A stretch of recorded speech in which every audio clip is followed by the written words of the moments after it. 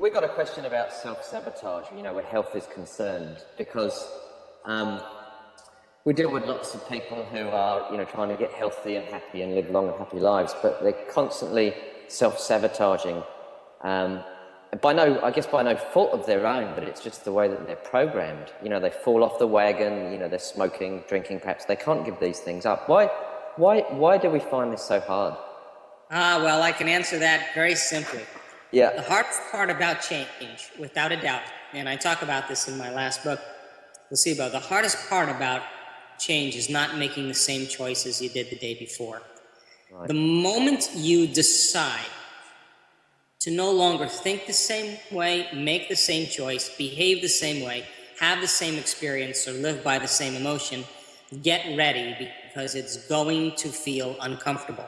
It's going to feel unfamiliar. You are stepping into the river of change, and the moment people start noticing that it doesn't feel good, they want to go back to do the very things that make them feel good again, which is they want to return back to their same chemical state. Going from the old self to the new self, crossing that river of change, is the biological, it is the neurological, it is the chemical, it is the hormonal, it is the genetic death of the old self.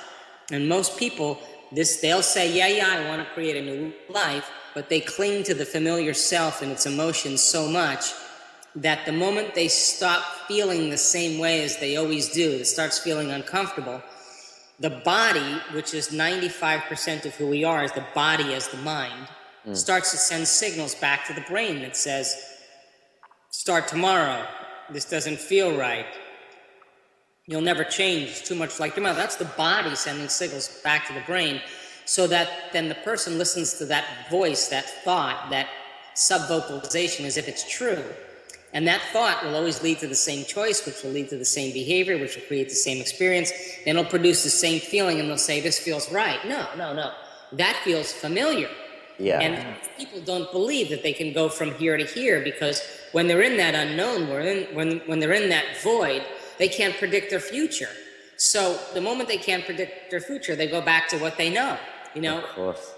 The best way to predict your future is to create it, right? But not in the known, but in the unknown. So when you get comfortable in the unknown, and you're willing to keep your vision on the other side, whatever that new self is, whether it looks a certain way, whether it feels a certain way, whether there's a certain amount of success, whatever that model that your brain can create, if you don't keep that vision alive, and that vision isn't real, you are going to always return back to the old self. So self-sabotage really is returning back to what feels familiar, because at least you can predict that. People would rather hold on to their guilt, because if they feel guilty, they didn't know who they would be. It's just kind of this crazy. It's crazy.